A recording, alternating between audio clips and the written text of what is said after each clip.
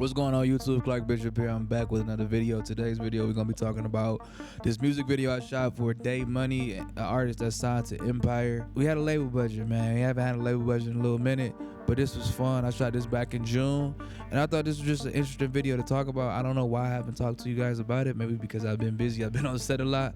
We actually had 2 videos with the artist, and they're actually been like back-to-back days. So what I ended up doing is just putting some more money into the video I thought that took less budget into the bigger video, which is Octane, the one we're talking about today.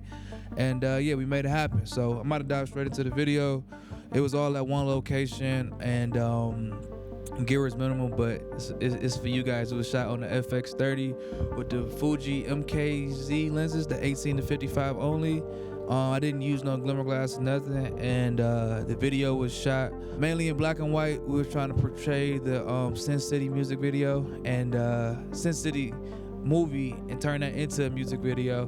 That was the idea the artist wanted to give, and I put the treatment together, and I showed it on the screen right now.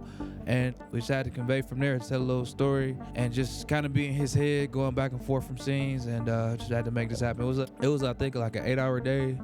Artists only spent like 5 to 6 hours on set. Everything went smooth, and yeah, let's dive into it. So the first setup was something real simple. It's I think the opening scene of the video. Well, not the opening scene of the video, but the first performance shot is like the spotlight effect. It's something I always wanted to do, and it's one of my favorite features when you can get in the big space. And the way we did this was basically I took my 300 nan light, and you don't need like powerful lights for this. And with the label being so stripped down, we didn't have like a real gap scene. We didn't have a G&E truck. It was kind of just me, a couple PAs, a couple grips, my business partner Gabriel, and trying to getting some talent for free. So on these type of projects, you kind of got to scrap everything together and make it happen. And that's what we did, and that's what we wanted to do because we wanted to make something cool. So, but yeah, let's dive into it. So nan light 300B, just shining through 2 flags, you would call it. I had 2 diffs, 2 nigs, 2. What's the name of the duvetine blankets, and they just was like kind of just next to each other, draped, and then you just shine a light through that, and that's how you was able to get this big streak of light filming through. Add a little haze in the air, and you got a dramatic effect. And I just had Dae kind of just standing in the middle of that, and he would kind of vary side to side to go out of that light. And that was the first setup. It was real simple, but I knew it was gonna add a cool effect. Sometimes I wish in post I could have stretched that more, could have just stretched out the scenery. If I would have locked it off, I could have made the environment look bigger. But I think from what we got and with the zoom effects I was doing in camera, it looked really sweet. The next setup with the red couch was kind of similar. I still wanted some light shining in, so we just moved that setup to the right side of the couch. And we also had an overhead lamp going at the same time. And that had a softbox on it with a scrum to cut off the back so it wouldn't spill on the back wall. And again, just threw some haze in the air, added the environment, added the ambiance in the scene, and we had got a red couch. Crazy, bro. I got that couch for like $60 at Salvation Army. And if you ever seen Sin City, it's in black and white, but it got pops of color. So that red couch helped out a lot. And I was able to do this all in DaVinci with a couple, what's it called? The Magic Mask, the new tool. They updated it because the old one wasn't that good, but this Magic Mask and a couple power windows and just tracking, I was able to do this seamlessly in DaVinci, and it didn't cause too much of a headache. Same like in that scene before when you seen the little speckles of red on his jacket and everything, so that was fire. The third scene was the green screen. I learned a lot about green screen. I thought we could cheat it, but green screen is probably one of the most intensive things to do, and you gotta do it right. You gotta do it right. You can't really vary certain stuff. So for our green screen, I didn't want to spend too much extra money, so I just used the green backdrop we had in our studio, took that over to the warehouse, and on camera, everything felt right, everything felt good. Lucky enough, we were shooting in black and white, so some of these scenes we were able to finesse a little bit in post. But with a green screen, you need to be as big as possible and far away from the subject, and at the same time, light the green screen and light your subject that's gonna fit in your environment. And unfortunately, I had him too close to the background, or I didn't have enough room light to dispel the green that was bouncing back on him. So a lot of the scenes kind of got messed up, and like the green just was spilling onto the talent, especially in the driving scenes. Those were like the hardest scenes to chroma key out.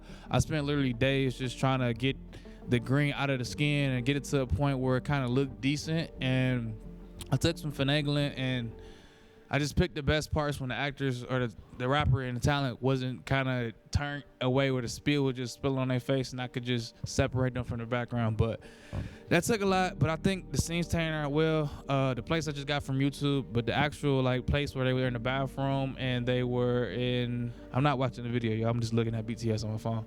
And the other place I took actually from Shot Deck. I went into Photoshop, took the actors out, and then replaced that.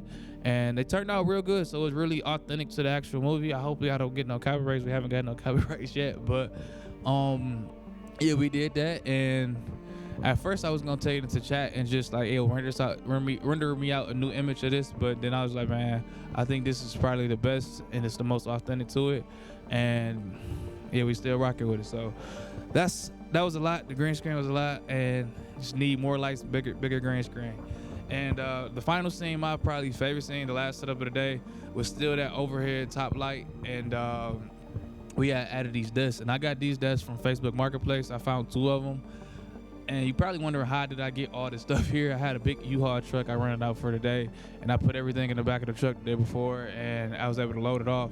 And fortunately enough, we had a music video the next day, and I had a guy that got a house that kind of collects this type of stuff. And we either sold it to him or just left some of the stuff at his house. So it all worked out. But the last thing with these desks that you see at a restaurant kind of added to the bar scene that you seen in Sin City when she was up there dancing and stuff. So kind of just made my own restaurant, and it came out amazing. Same similar setup with the overhead light with the scrum in the back, but instead of the 2 duotines with the 300 pushing through from the side, I had it coming from the back left, and that was kind of just edging them out the shadows. And again, most of this stuff was on Dana Dolly, and I was pushing in and zooming in at the same time. And I was just trying to get the best performances out of him and also tell this story. So we were shooting this like story first, then performance, and like just trying to like get it in certain parts where I knew I wasn't gonna be using that whole rap performance throughout the whole video. And I think it turned out pretty well. It turned out very well. We had got all the shots we needed. It was a smooth day. We didn't go over time. We got to see family at the end. Everybody came in, and it was a smooth production. On lower budget shoots, I always love to kind of keep it condensed to like one location, simple storyline. Don't have too many moving objects. We could have had different like clothing pieces, but it just wasn't in the budget to have it.